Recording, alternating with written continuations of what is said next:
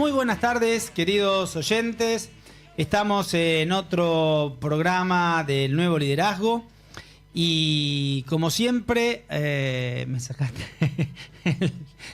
el teléfono, que lo tenía ahí. Como siempre tenemos el voucher de Sushi Club para sortear entre los oyentes que se interesen en hacer alguna pregunta para nuestra invitada de hoy. Hoy vamos a estar hablando de un tema lindo que me gusta, pero antes quiero recordarles los teléfonos para aquellos que van a sacar el voucher de Sushi Club. Tienen que mandar un mensaje de WhatsApp al 11 33 50 02 97, 11 33 50 02 97. Aquella pregunta más desafiante para nuestra invitada se va a llevar el voucher de Sushi Club para disfrutar algo rico el fin de semana. Bueno, hoy vamos a estar hablando de un tema que me gusta, ¿no? Y que uno lo escucha frecuentemente, por ahí con estos términos o no, pero es el tema de cómo enamorar a los empleados, ¿sí? Antes la gente venía, trabajaba, se iba y así funcionaba el mundo. Y hoy vemos que cada vez más, desde recursos humanos y desde las empresas, tenemos que buscar encantar a los empleados, fidelizarlos, lograr que se sientan bien en el trabajo, cosa que no estaba de más hacerlo antes, pero no estaba dentro del paradigma. Yo en el libro hablo de este modelo viejo, antiguo, donde se pensaba yo elijo, yo empresa elijo, tú empleado aceptas, ¿sí? Donde en ese paradigma era parecido al del Fordismo, ¿no? Donde uno podía comprar cualquier auto que quisiera, siempre que fuera negro. Y en las empresas hubo momentos, y aún hay en algunas empresas, este paradigma, pensando que, bueno, esta es la empresa, nosotros te ofrecemos y vos aceptás. Y esto ya no, yo hace años que lo vengo viendo que no ocurre, que hoy estamos frente a un nuevo paradigma, un paradigma de yo elijo, tú eliges, ¿sí? Cada uno en una entrevista laboral, en un proceso de selección, está eligiéndose mutuamente. La empresa elige a una persona que tenga las capacidades, los comportamientos, las cualidades que requiere para el puesto. Y por otro lado, las personas, ¿sí? Hoy eligen bienestar laboral, eligen diversidad, estar en una empresa que promueva la diversidad, posibilidades de desarrollo, cercanía a la casa, no sé, infinita cantidad de cosas que cada uno de los empleados está buscando en una empresa. Y en esa búsqueda de cada uno, tanto de la empresa como de las personas, se produce ese encuentro. Y por eso hoy quería hablar de esto, de cómo hacemos en las empresas para enamorar, para hacer que la gente se sienta bien, que disfrute de trabajar en la empresa, que sea disfrute el ámbito laboral, que sea una instancia de disfrute donde las personas puedan realizarse, donde las personas puedan crecer. Y esto cada vez en las empresas más avanzadas, en prácticas de recursos humanos, lo vemos más claramente, ¿sí? Así que bueno, para eso vamos a estar hablando con nuestra invitada. ¿Qué tal? ¿Cómo estás? Adriana Sklark. Ella es miembro de la empresa Globan y está acá para charlar con nosotros. ¿Cómo estás, Adriana? Bien, muy bien. Muy bien. Contenta de estar acá. Bueno, me alegro. Yo también, muy contento. La verdad que a Adriana la conocí en el People Day de la Universidad de San Andrés, donde estuvo con otras colegas haciendo una charla muy interesante. Dije, bueno, realmente me pareció muy interesante su mirada y la mirada de la empresa, y me pareció que era atractivo que pudieras estar hoy acá, así que muchas gracias por estar acá con nosotros. No, gracias a vos por invitarme. Bueno, Globan es una empresa muy conocida, pero me gustaría que para aquel que no la conoce o que no conoce la envergadura, por ahí la conoce de nombre, que nos cuentes un poquito de la empresa, ¿no? Buenísimo. Bueno, Globan es una compañía argentina que nació, justamente estamos cumpliendo 20 años y creció como una compañía que empezó con todo lo que tiene que ver con software, al principio trabajando alrededor de la tecnología, pero con un sueño más grande que era transformar digitalmente el mundo, ¿no? Transformarlo para lo que se viene y justamente a partir de ahí hacer consultoría estratégica y transformación. Y hoy somos 28.000 empleados distribuidos alrededor del mundo, creciendo con una mentalidad emprendedora y bueno, justamente trabajando en diferentes proyectos de transformación tecnológica en diferentes clientes grandes y ayudándolos a crear futuro, que creo que eso es como lo más interesante de lo que hacemos. Qué loco pensar una empresa de 20 y pico de mil empleados, ¿no? Una empresa argentina. Pues yo trabajé en Arcor, cuando yo estaba éramos 12.000, ahora creo que son 24.000 también, una cosa así, ¿no? Pero porque uno escucha Globant y por ahí, si no está mucho en el ambiente de los negocios, piensa una multinacional. Es una multinacional, pero a la inversa, ¿no? Nacida acá en la Argentina. Sí, y justamente creo que eso es uno de los grandes desafíos, ¿no? Generalmente uno está acostumbrado a que las casas matriz de las compañías que están en Argentina están en otros lugares. Y Globant justamente tiene su casa matriz aquí y desde acá se desarrollan todas actividades para el mundo que se fueron distribuyendo y que fuimos generando liderazgo en diferentes países, pero que no fue así como nació originalmente. Y bueno, es un desafío grande en esto que decías de enamorar el talento, pensar el talento no solamente en el contexto de Argentina, sino ya no es más una persona de Estados Unidos liderando a un argentino, es un argentino liderando en Estados Unidos, liderando en, no sé, en Inglaterra, en España. Son paradigmas muy distintos, ¿no? Creo que eso es un poco como lo interesante y lo diferente de Globant. Sí, además que me parece interesante esto de que generalmente cuando vos trabajas en una multinacional te vienen las políticas de afuera, ¿no? Te viene la casa matriz, la encuesta de clima que quieren usar, el modelo de competencia, qué sé yo. Acá ustedes son los generadores de los modelos que quieren trasladar a todas las filiales del mundo, ¿no? Sí, y eso es súper interesante. Yo antes de trabajar en Globant trabajaba en Siemens. Y justamente esto que contás era así. Siemens tenía unas prácticas, todavía las tiene, increíbles de temas de gestión de recursos humanos, donde venía del Learning Campus, que era increíble en Alemania, un montón de materiales y de cosas súper bien armados, basados en los mejores autores del mundo. Y cuando yo llegué a Globant, me contrataron para liderar el área de desarrollo y de capacitación.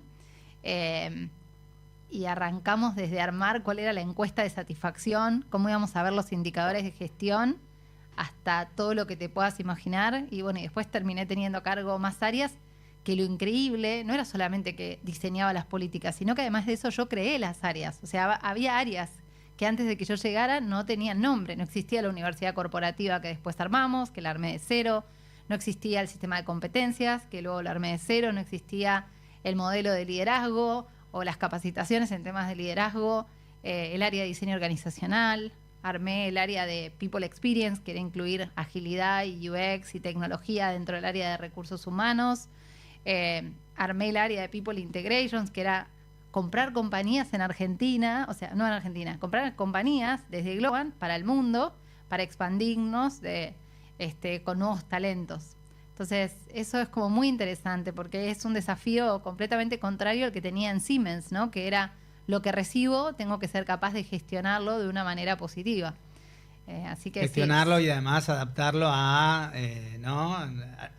argentinizarlo, cómo hacer para que un modelo alemán entre en cabezas argentinas también, ¿no? Sí, no solamente en Argentina, yo terminé con un rol regional en toda Sudamérica, así que era para todos los diferentes países. Y lo mismo pasó al revés, cuando desde Globant por ahí creábamos cosas en Argentina y tenés que pensar las diferencias que hay culturales con cada uno de los países. Es alucinante, la verdad. Los paradigmas, uno de los desafíos más interesantes en esto que decías de enamorar el talento fue cuando me tocó hacer la primera integración. Fue una compañía que compramos de 300 personas en la India.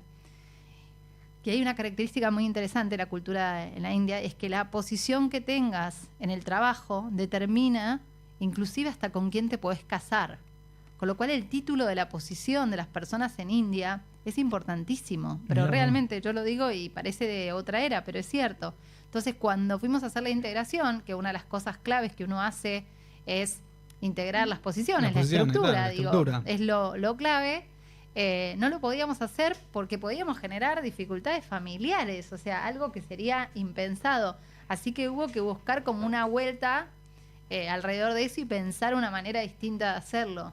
Y claro, en esto de que decíamos de enamorar al talento, pienso hasta en India las posiciones, el nombre de la posición se vuelve mucho más relevante que tal vez en Argentina, donde por ahí lo que premia más es cuál es el nivel de responsabilidad que voy a tener o otras características, ¿no? Digo a nivel cultural y no a nivel individual, porque después si vamos al individual probablemente cada persona se sienta distinto.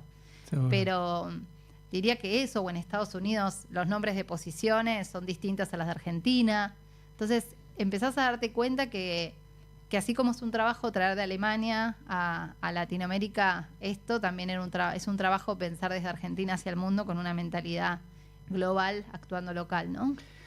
¿Y cómo hacemos para enamorar a los empleados, ¿no? Esto de poder lograr en un mundo tan etéreo, ¿no? Donde la gente se queda poco tiempo, donde la gente, si no, sobre todo las nuevas generaciones, las personas más jóvenes, pero los más grandes también hemos aprendido a valorarnos y a cuidarnos y a ver en qué ambiente de trabajo estamos. ¿Cómo se hace para lograr en una sociedad donde las personas de alguna manera se han convertido en exigentes empleados, ¿sí? Donde buscan estar bien, estar satisfechos y si no, se van? ¿Cómo se hace para enamorarlos? Bueno, yo creo que es súper interesante porque yo creo que el enamorarlo es como en las parejas, ¿no? No es que yo te enamoro a vos o vos me enamorás a mí, nos enamoramos en conjunto, es lo que decías recién, es un baile que se danza a dos. Tenés una persona que está buscando un trabajo y vos tenés algo para ofrecer. Y ahí es donde empieza el encuentro. Y creo que empiezan a haber diferentes niveles de encuentro. Cuando yo empecé a trabajar, me acuerdo que lo más valorado era qué salario te iban a pagar. Cuando fui evolucionando mi carrera era qué balance te va a dar familia-trabajo. Y después de eso dejamos de hablar de work-life balance para hablar de work-life pleasure, ¿no? De cuánto placer me da estar en el lugar donde estoy. Entonces creo que hoy las personas buscan un lugar donde sientan que va en línea con su vida, que aquello que van a conseguir en el trabajo les da una sensación de reconocimiento. Y creo que lo primero es que para enamorarte tenés que ser honesto sobre tu propuesta de valor y tenés que conocerla. Yo hablo desde Globan, pero también de amigos que tengo que son emprendedores y que dicen, bueno, pero la verdad que cuando compito con otra compañía, las compañías grandes lo dicen desde un lugar que yo hablo con mi rol es hacer consultoría, digamos, en diferentes lugares. Y hablando con empresas más grandes, más chicas, te encontrás con que toda compañía tiene su uniqueness, su forma única de gestionarse. Y la honestidad que tengas en entender qué te hace único, verdaderamente hace que enamores a la persona que tengas enfrente o que la persona se vaya por los motivos correctos. Entonces, desde el emprendedor que sabe que lo suyo es la honestidad, que sabe que lo suyo es la coherencia, que sabe que lo que puede ofrecer es, no sé, a veces inclusive hasta previsibilidad, ¿no? Hay personas que necesitan trabajos donde sepan qué es lo que va a pasar. Hay personas que necesitan que esté cerca de su casa. Hay personas... Entonces, poder tener clara mi oferta de valor es fundamental. Lo segundo que creo que busca cualquier persona es sentir que en vos puedo confiar.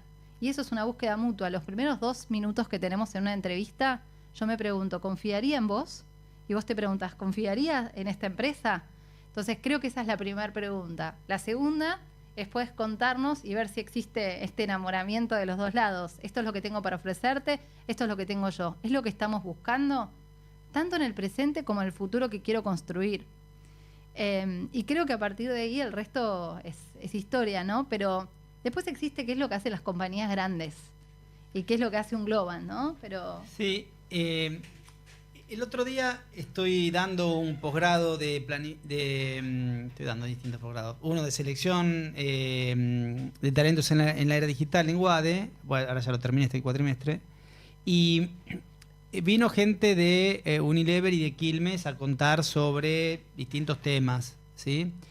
Y vino Laura Mazzolo que contó de marca empleadora, ¿no? Entonces, claro, Unilever, marca empleadora, o sea, tienen una cantidad de plata que pueden destinar y de recursos y de gente que puede ocuparse, qué sé yo. Y las personas que estaban participando del programa eran empresas medianas. Entonces yo les decía, no, porque claro, Laura lanzó, viste, el despliegue y como que se quedaron medio ahí, ¿no? Y les digo, lo importante, digamos, por supuesto que si tienes un presupuesto, gente, yo ayuda, ¿sí? Pero lo importante es poder reconocer, y yo en el libro, una de las cosas que hago es decir, bueno, hagamos un diagnóstico de la empresa, ¿sí? ¿Qué tiene la empresa? ¿Qué está buscando mis potenciales postulantes? ¿Sí? Y las personas talentosas, ¿qué están requiriendo? ¿Qué están necesitando? Y en función de eso ver qué tenemos y qué tenemos que modificar. Y ver qué tenemos. Y yo les decía, ustedes dicen, por eso una empresa mediana, ¿no? Que creo que había una empresa de salud. Bueno, y por ahí te da una estabilidad que no te da una empresa grande. Y por ahí te da un clima de trabajo más distendido, que por ahí en este momento de tu vida para vos es valioso. Y por ahí te da una serie de permisos para atender si los chicos se te enferman. Que una cercanía, ¿no? O sea, creo que la cercanía, siempre me olvido cómo es la frase, pero creo que es cola de león o cabeza de ratón que dicen, ¿no? No todo el mundo quiere estar en un lugar donde su rol sea algo importante, pero dentro de algo mucho más grande. Hay veces hay gente que quiere esa cercanía o inclusive la disponibilidad de ser una compañía chica hace que las decisiones se tomen en una mesa mucho más cercana. Las dos cosas son igual de interesantes, creo, y valiosas por igual, ¿no? La cuestión es qué querés hacer y qué estás dispuesto a hacer también. Sabes que una de las cosas que yo observo, ¿no?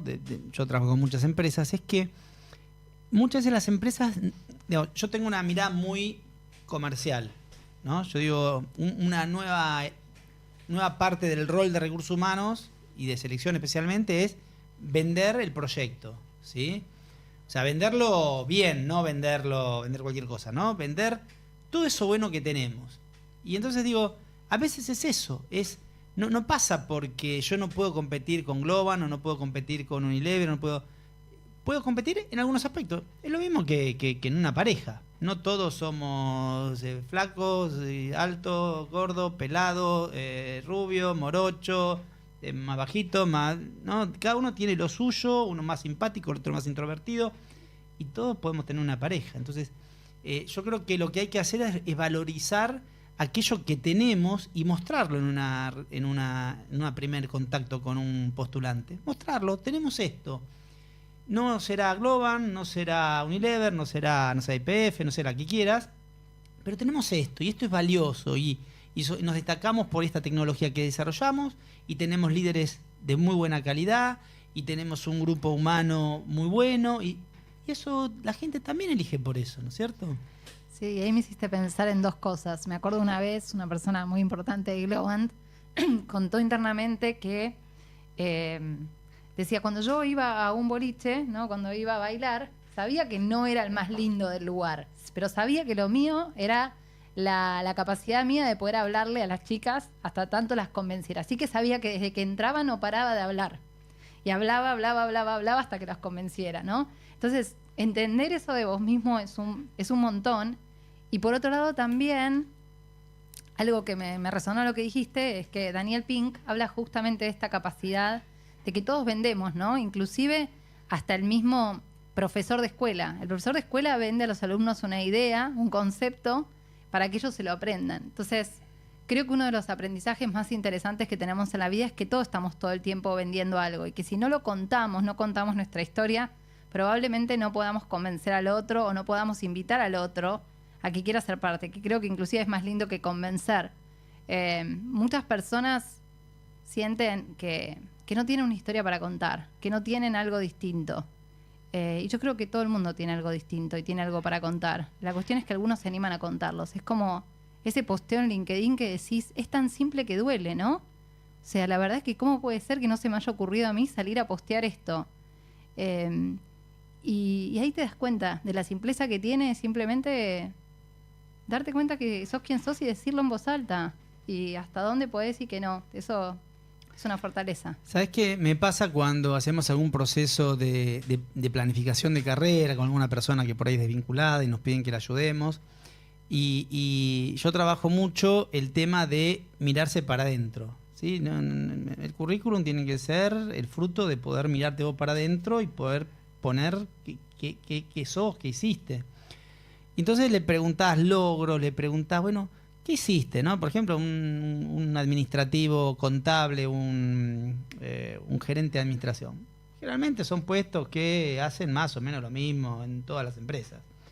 Entonces vos decís, bueno, yo tengo 300 currículums iguales, ¿sí? ¿Qué hiciste vos distinto? Decime algo. Y yo siempre estoy seguro que hay algo que hiciste distinto.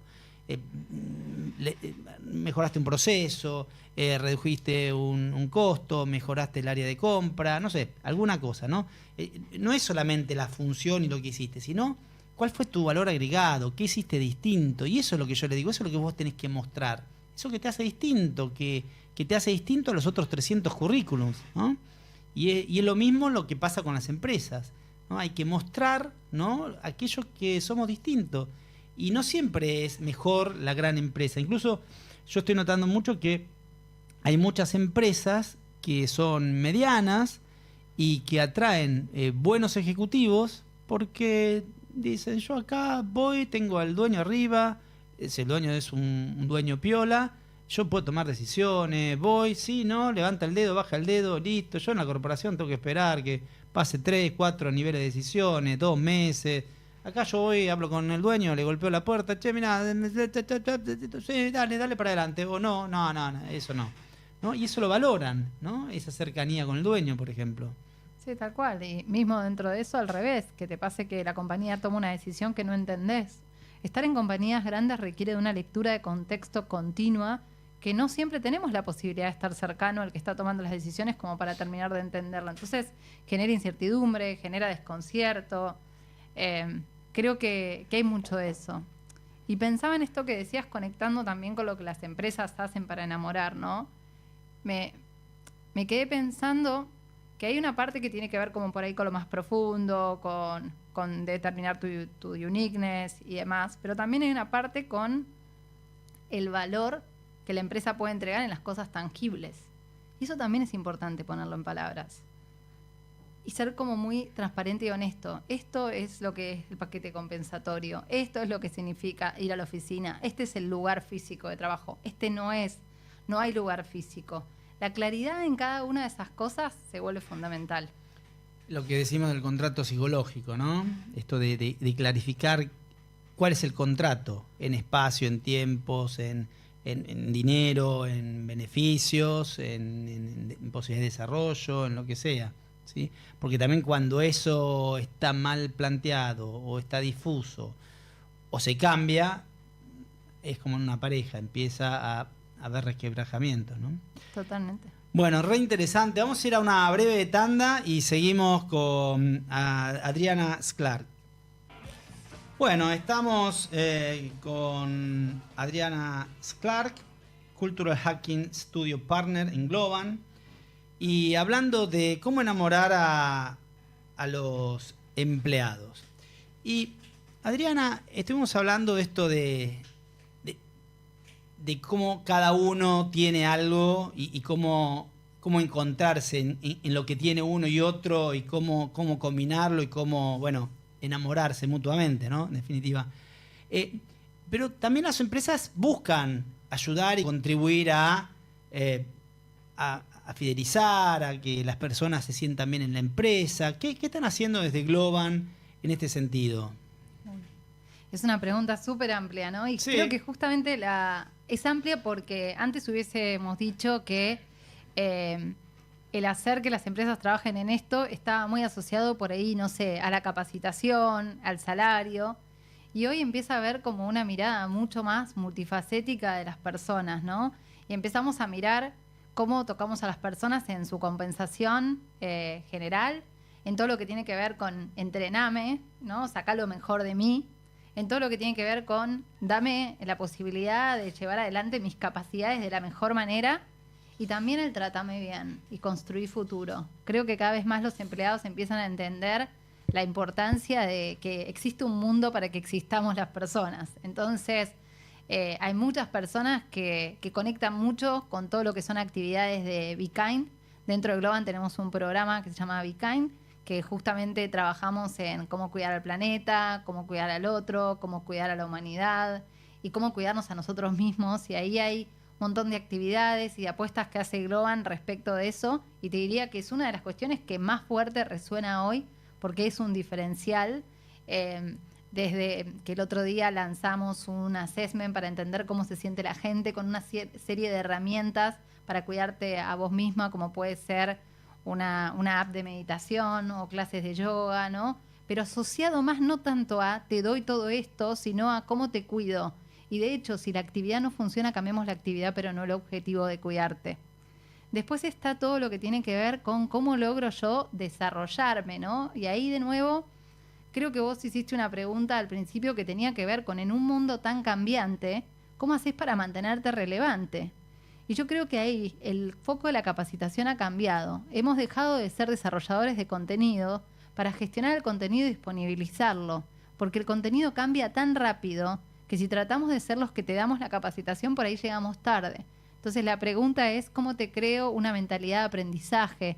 ¿Cómo te disponibilizo a tiempo un feedback continuo que te permita realmente que vos puedas saber en qué trabajás? Para eso nosotros siempre nos apoyamos mucho en la tecnología, tanto para nuestra universidad corporativa, que desarrollamos nuestra propia tecnología, como para todo lo que tiene que ver con feedback continuo, que utilizamos StarMeUp, que es una tecnología que te permite todo el tiempo estar recibiendo feedback. De hecho, eso fue uno de los proyectos más importantes que yo trabajé en mi rol anterior antes de pasar a ser Cultural Hacking Studio Partner. Y después, ¿cómo hago para que esté disponibilizado ese contenido y cómo hago para acompañarte? Y después también, ¿cómo elijo aquellas batallas específicas donde sé que quiero desarrollarte y que la compañía necesita avanzar? Entonces, creo que es fundamental que ha cambiado el concepto de cómo capacitarte. Después lo otro tiene que ver con los cambios de contexto en el mundo y el desarrollo de carrera.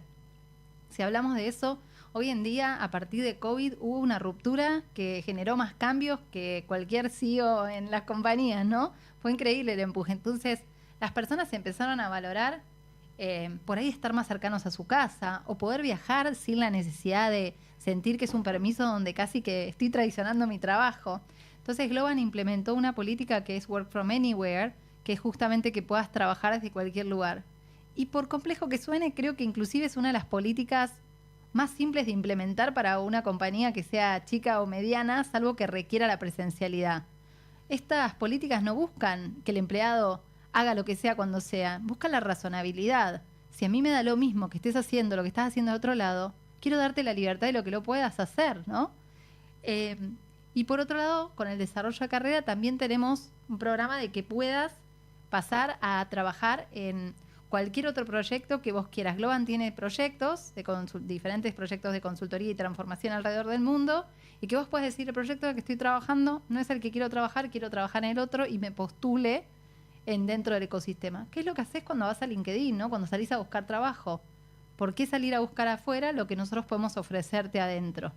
Entonces, y después, bueno, todas las cosas que ya conocemos del paquete compensatorio, que diría que ahí hay cuestiones que nos diferencian, hay licencias que nos diferencian, pero pienso que, diría que hay cuestiones fundamentales dentro de nuestro espíritu de crear un mejor mundo mientras vamos haciendo nuestro trabajo, de todo lo que tiene que ver con divertirnos mientras trabajamos, de crear un ambiente, que las oficinas no sean oficinas de trabajo, sino también lugares de encuentro, que los encuentros sean con sentido, que conservemos un poco esta cultura de la amistad, ¿no? Globant surgió de 4 amigos que se juntaron en un bar hace 20 años y pensaron en esto de lograr ir de Argentina hacia el mundo. Y bueno, creo que ese espíritu en algún sentido es lo que seguimos conservando y que nos vuelve diferentes también, ¿no? Sí, siempre está la idea de que el tema compensatorio y los beneficios son un diferencial importante, que hoy en Argentina, con la pérdida de poder adquisitivo, sin duda es un tema. Por supuesto, en las empresas de tecnología sabemos que están en un nivel de requerimiento que hace que estén con un pleno empleo, y eso facilita. Pero independientemente de eso, yo lo que veo es que cuando vos ves, ¿no?, investigaciones que se hacen sobre por qué las personas se quedan en una empresa o no, hablan de otras cuestiones, hablan del liderazgo, hablan del bienestar, hablan de del clima de trabajo. Yo en la materia de liderazgo que doy, o en los programas de capacitación que damos, hago un pequeño juego, ¿no? Les hago unas tarjetas y le pongo distintos motivos por los cuales uno podría querer ir a trabajar. Porque tengo un líder del que aprendo, porque me siento cómodo con mi grupo de trabajo, porque me queda cerca de mi casa, porque tengo un buen sueldo, no sé, distintas variables, creo que son como 20 opciones. Entonces lo hago y voy anotando, ¿no? ¿Cuál es la primera opción de 60 personas, 20, según lo que tenga? Entonces anoto y el sueldo está por ahí, pero no siempre es la primera, ¿sí? Y vos ves que por ahí es el tema balance vida personal, también depende de las edades, ¿no? No es lo mismo si lo hago con un grupo de 40, 50 años que si lo hago con chicos de 20, 25. Pero vos ves que aparecen cuando dicen, ¿qué es lo que me motiva todos los días para salir a trabajar? Son cosas totalmente distintas a lo salarial, ¿sí? Que está lo salarial en algún punto, pero no es el primero siempre, ¿sí? Y está el buen clima de trabajo. El otro día estábamos dando en Cinemark una charla sobre cómo liderar a las nuevas generaciones. Invitamos a algunos alumnos de la facultad para que ellos compartieran su impresión como partícipes de esas nuevas generaciones con los líderes. Y entonces, no sé cómo fue que salió un comentario y le pregunto a una de las chicas, le digo, si vos estás en una empresa y hay mal clima de trabajo, ¿qué haces? Me voy. ¿Viste? Así, ni lo pensó, ¿no? Y esto es algo bastante de las nuevas generaciones, que no están dispuestos, y creo que nos van enseñado mucho a nosotros, ¿no? Entonces, no siempre por eso estoy de acuerdo con vos, con esto de que, bueno, el paquete, bueno, todo eso es necesario, ayuda, suma, ya el tema del híbrido, hoy antes era como una excepcionalidad y era un diferencial muy grande, hoy gran parte de las empresas ya tienen algún sistema más o menos parecido. Pero yo creo que buenos líderes de quienes tengas que aprender, todo el tema medioambiental, todo el tema de bienestar, todo el tema, otro de los temas que yo veo que está siendo muy fuerte es aquellas personas que quieren trabajar en una empresa donde se promueva la diversidad, ¿no? Incluso, y cuando digo esto, no es la persona que por algún motivo se puede sentir discriminada, sino la persona que puede estar dentro del modelo hegemónico digamos, social, que también quiere estar en ese ambiente, en un ambiente diverso, y que se respete al que no está dentro de ese modelo, ¿no? Y todas esas cosas son todas cosas nuevas, ¿no? Y creo que hacen a que las personas empiecen a enamorarse y a valorar otras cosas del trabajo, que no sea solamente la tarea, ¿no? Sí, totalmente. Y de hecho, dentro de la iniciativa de Vicain que te contaba, todo lo de diversidad está incluido y hasta fue como el primer motor que tuvimos hace años atrás cuando empezamos a trabajar en estos temas. Y me parece que hay como más libertad también. Hay más libertad de decir yo soy distinto. Y esto que decías del paquete compensatorio, al trabajar en estos temas que la gente me asocia, temas de consultoría, de transformación, de recursos humanos, se me acercan muchas veces a hablarme, inclusive si voy a un cumpleaños, a preguntarme cosas. Y te encontrás con muchas historias de gente que resignó salario en pos de su desarrollo de carrera. Y de hecho yo también soy parte de esas historias. Y que inclusive apostó a sueños distintos, porque la vida que quería construir, ¿no? A veces no se trata del trabajo que quiero tener, sino de dónde queda el trabajo en esa foto completa que tengo de mi vida. A veces creo que en el pasado uno medía el trabajo por el trabajo en sí mismo. A ver, chequemos las características. Este trabajo me va a dar renombre, este trabajo me va a dar el dinero, este trabajo me da el puesto, como que más asociado a eso. Creo que después fue, este trabajo me permite tener un balance más o menos con mi familia y ahora le vamos agregando más características que tienen que ver con, ¿esto va en línea con lo que quiero para mi vida o no?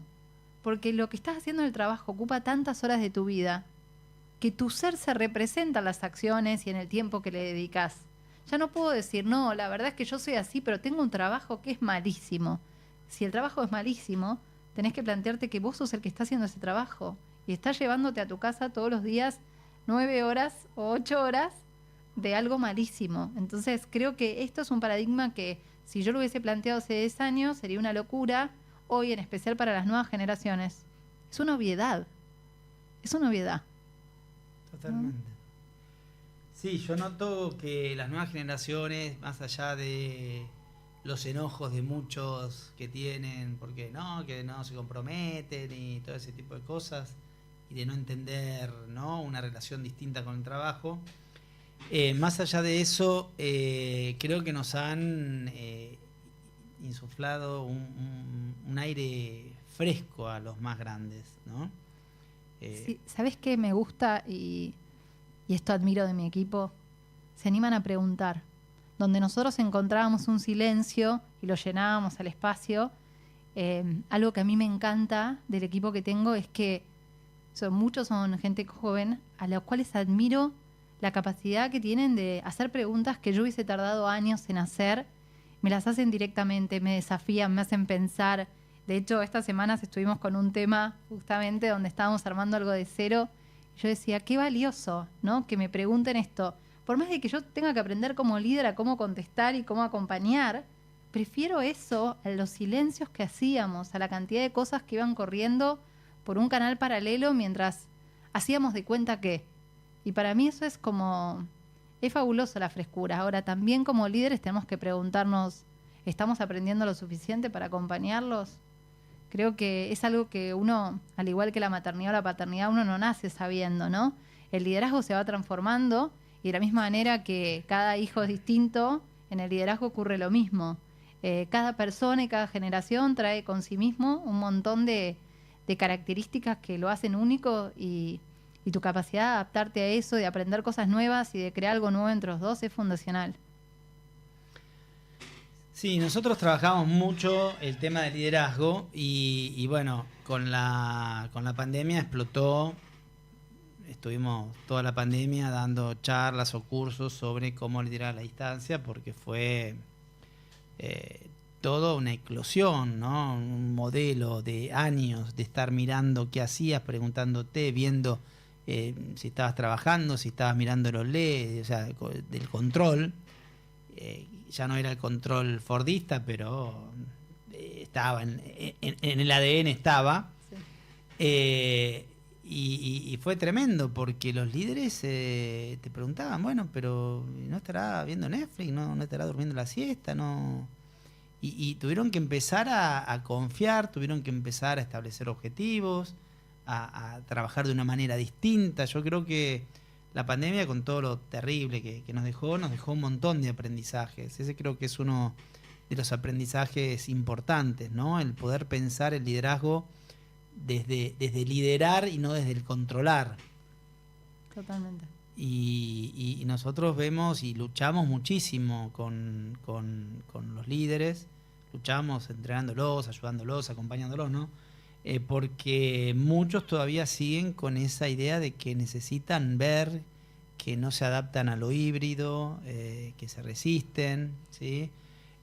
Sobre todo en empresas no tecnológicas que ya venían con ese tipo de metodologías, pero las más tradicionales, industrias más tradicionales, les sigue costando mucho, ¿no?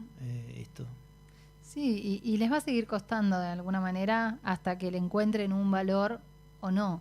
Y creo que ahí volvemos a lo mismo que hablábamos antes de cómo es cada compañía y hasta dónde está dispuesta a evolucionar.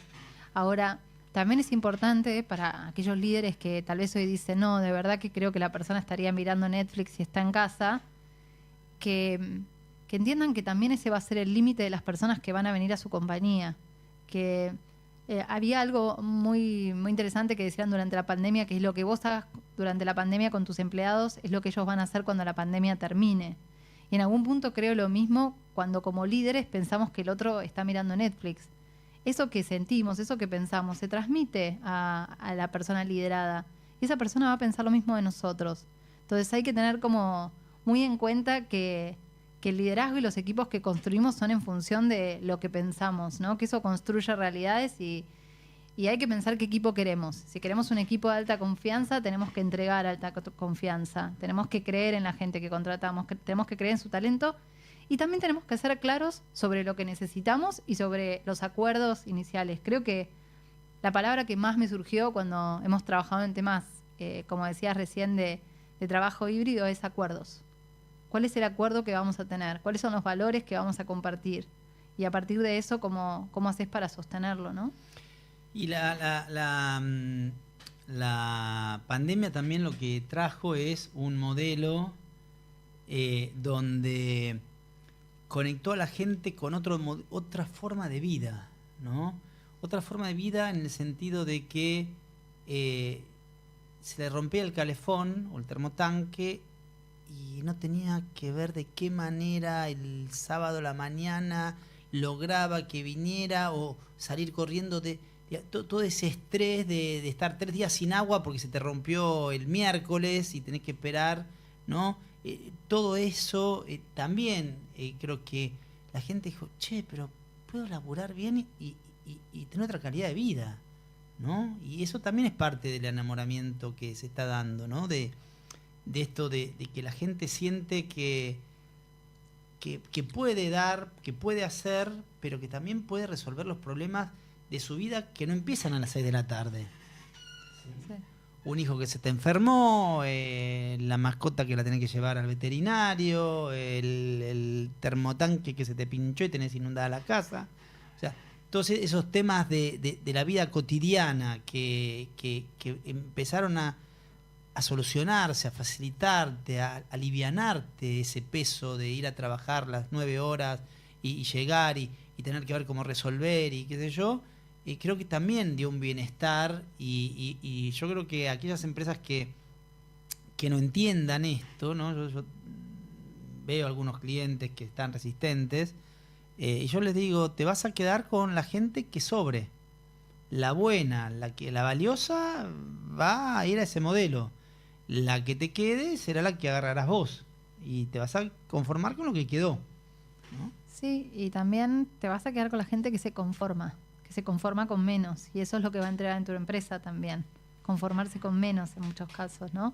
Entonces creo que ahí es como algo que tenemos que pensar, qué queremos recibir versus qué estamos dispuestos a entregar, ¿no? Y liberar el potencial en las personas requiere abrir nuestra mente a cosas nuevas y esa diversidad.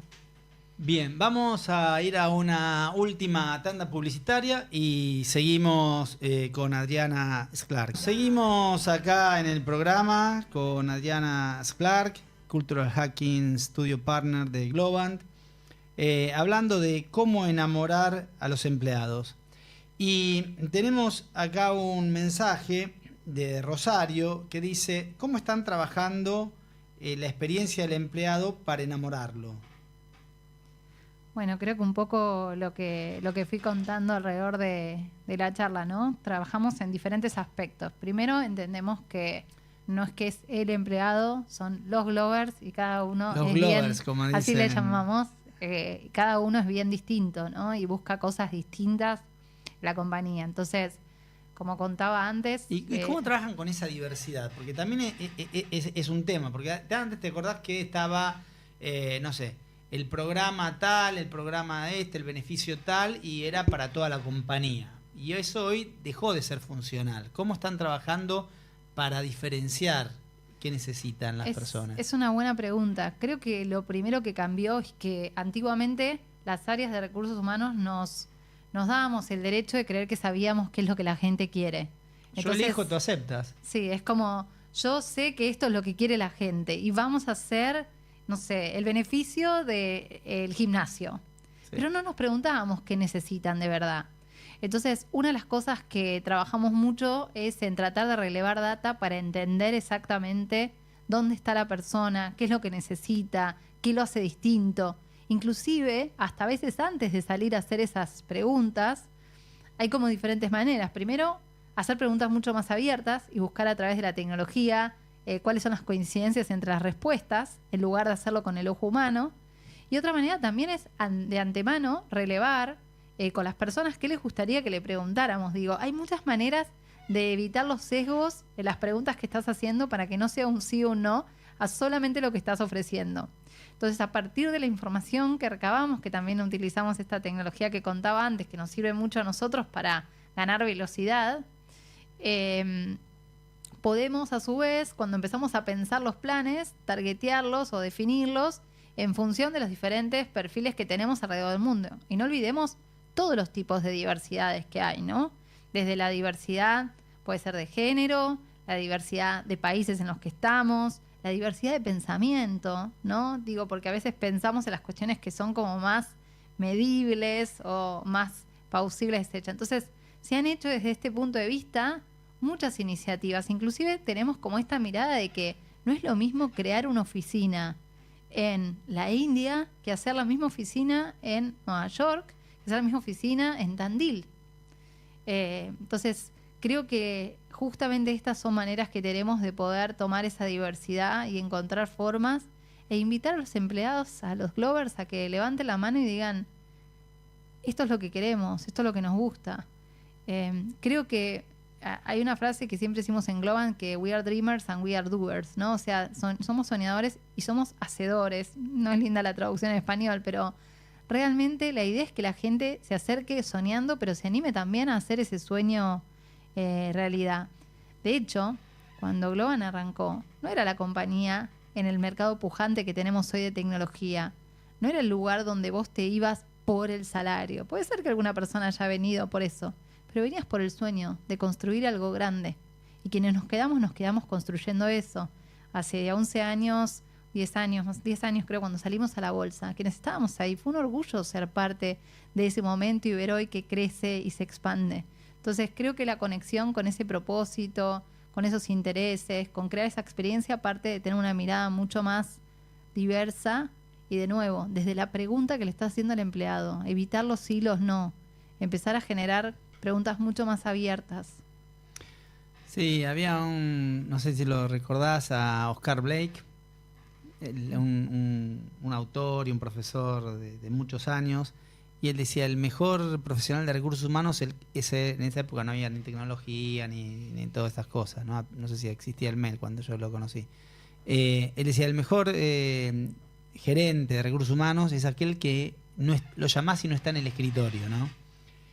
Y de alguna manera es esto que vos estás diciendo, esto de conectarse con la gente, de saber qué le pasa. Hoy tenemos un montón de herramientas para hacerlo, pero que tiene que ver con saber qué necesita la gente, ¿no? Qué necesita, qué aspira, qué le hace sentido. Sí, y también hoy en día, por cómo han cambiado las eras, también el gerente de recursos humanos, la persona de recursos humanos, también tiene que tener mucha conciencia de no existen empleados si no hay empresa. Entonces, ¿cómo haces que la gente conozca el negocio, lo entienda y se haga parte? Ya no es estoy contribuyendo a la empresa, es estoy contribuyendo a mi propia estabilidad en un lugar que elegí. Cambió completamente ese paradigma. Ya no es más me sumo a lo que me ofreciste, si no me lo das, me voy. Y vos tenés que hacer que la empresa se sostenga, sino que hoy el paradigma debería ser me sumo porque acordamos que valía la pena enamorarnos mutuamente y me sumo para lograr que esto funcione, ¿no? Y construyo en consecuencia y conozco el negocio de fondo para poder lograrlo. Sí, también, bueno, como ya que estábamos hablando del amor y de las parejas, ¿no? También esto del trabajo continuo desde la empresa y también desde las personas, ¿no? También esto que vos decías, ¿no? Generar una confianza para que haya un diálogo, ¿no? Esto que vos decías, bueno, que vengas, que vos digas lo que necesitas. Bueno, hay que generar un ambiente en esa cultura donde la gente te golpea la puerta y te dice, che, ¿por qué no por este lado? ¿No? ¿Por qué no esto? ¿No? Generar una cultura que fortalezca ese enamoramiento mutuo, ¿no? Donde vos puedas decirle, mirá, esto sí, esto no, y el empleado pueda decirte esto sí, esto no, esto me sirve, esto no me sirve. Y eso es lo que también puede construir una relación amorosa más duradera. Sí, totalmente. Y yo creo que es hacer preguntas también disruptivas. Si le preguntaras a alguien por qué no querría proponer una idea, ¿no? ¿Por qué no lo harías en esta compañía? Y empezar a escuchar y a entender sin castigar, eso es un cambio de paradigma. Yo siempre explico cuando trabajamos en transformaciones que muchas veces las personas, mientras vas caminando la transformación, se sienten como decepcionadas porque dicen, pero vos me estás hablando de una transformación que hoy no existe. Y yo creo que una de las cosas más valiosas para cualquier compañía que quiera transformarse es entender que la transformación claramente no existe, porque es a lo que estamos apuntando. Y recordarnos siempre eso, va a haber dos carriles, lo que estamos haciendo hoy y lo que queremos construir. Todavía no se van a unir. Nuestro éxito es que los dos se unan, que no exista un después y una ahora, que los dos sean lo mismo. Entonces, creo que volviendo a esto de qué hacen las compañías, tenemos lo que hacemos hoy y tenemos lo que todavía no sabemos que tenemos que hacer y tenemos que construirlo, y para eso tenemos que escuchar a nuestros empleados y entender nuestro negocio. Las dos cosas tienen que ir de la mano para que sea sustentable en el tiempo. Qué bueno, qué bueno. Bueno, nos queda unos minutitos y me gustaría que, digamos, como te dije antes, hablemosle a esos empresarios, a esos líderes de empresas más chicas, que no tienen la posibilidad de un montón de cosas que tienen las grandes empresas, ¿no? ¿Qué le dirías, sí? En una empresa de 50 personas, de 200 personas, ¿qué le podrías decir? A ver, como para tener en cuenta estas 3, 4 cosas para empezar a trabajar, a buscar cómo enamorar a tus equipos. Lo primero que quiero contar es que mi primer trabajo fue en la Escuela de Aviación de mi papá, y justamente fue en el 2001, o sea que imagínense lo que era ser emprendedores en esa época. Así que sé bien lo que es tener una empresa chica, y más aún si tu empresa está en una situación compleja. Dicho eso, creo que la primera acción que haría, por simple que suene, es tratar de averiguar qué hace que la gente esté trabajando con vos y qué haría que la gente se quiera ir. ¿Qué si cambiara se querrían ir? ¿Por qué no se quedarían más? Lo segundo que haría es, estamos en una época de fin de año, las personas llegamos cansadas a fin de año, llegamos sintiendo que lo intentamos. Pudo haber salido o no, pero lo intentamos. Y creo que el mero hecho de haberlo intentado merece un reconocimiento. Si no puedes decirles gracias por lo que lograron, decirles gracias por haberlo intentado y por estar acá hoy, por seguir intentándolo. Cerremos el año y descansemos, ¿no? Invitar a las personas a que cierren su año, para que no estén tan cargadas de cara al próximo año. Creo que eso es fundamental. Y diría que lo tercero es, más que decirle a los empleados, es que empieces a conectar con la empresa que querés construir el año que viene, con qué es lo que se viene, qué es lo que vas a lograr, y que desde ahí trates de convocar a las personas que crees valiosas en tu equipo. No trates de llegar a todos, porque es imposible complacer a todo el mundo al mismo tiempo. Así que eso sería un poco lo que les recomendaría. Qué bueno, qué bueno. Y una cosa que dijiste medio al pasar, pero que me parece importante, y que a veces en las empresas más chicas no se da tanto, es esto, es mostrar hacia dónde quiere ir la empresa. Muchas veces cuando yo hago un diagnóstico en empresa aparece eso, no sabemos hacia dónde vamos, ¿no? Y es una cosa que justamente puede ser algo de lo que te enamore, ¿no? ¿Cuál es tu proyecto? Y tener ganas de seguirte. Y muchas veces cometen ese error los líderes empresariales, que no lo logran transmitir, y tal vez podría ser algo interesante para enamorarlos. Se nos fue el tiempo, Adri. Muchísimas gracias, por estar acá. Nos vamos a despedir hasta el próximo miércoles, 16 horas, en otro programa del Nuevo Liderazgo. Hasta la próxima.